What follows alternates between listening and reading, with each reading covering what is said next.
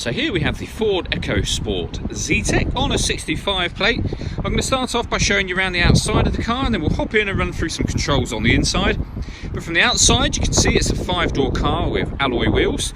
Let's start off inside the boot and then work our way around the rest of the car from there. So as we approach the boot, you'll see we've got reversing sensors, plenty of boot space as well, along with that 60/40 split folding rear seat.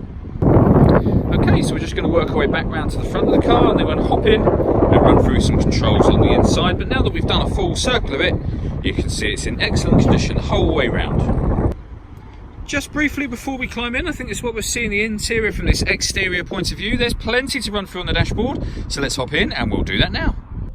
Okay, so now that we're inside the car, we're going to start with the dials. On the left-hand side, we have the rev counter, and on the right-hand side, the speedometer. At the bottom in the middle, we've got the fuel gauge, and at the top, the total miles for this car, which are 26,094.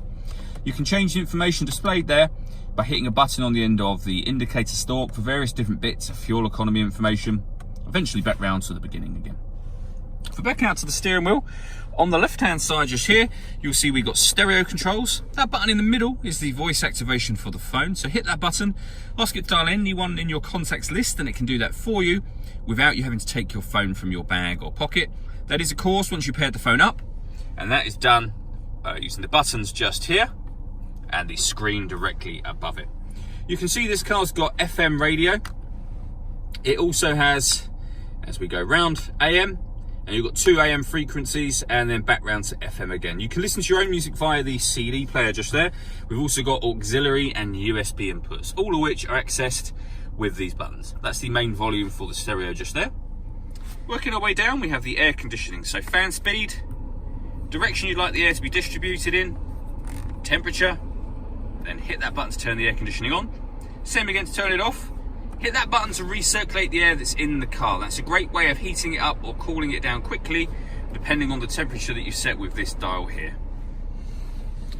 Below that, we have a 5-speed manual gearbox, 12-volt charging socket, then we've got the auxiliary and USB inputs that I mentioned a moment ago. All that leaves me to say is thank you for taking the time to watch this video. If you'd like to come and see the car in person and have a test drive, please feel free to call any of our MJA sites. We'd love to hear from you soon.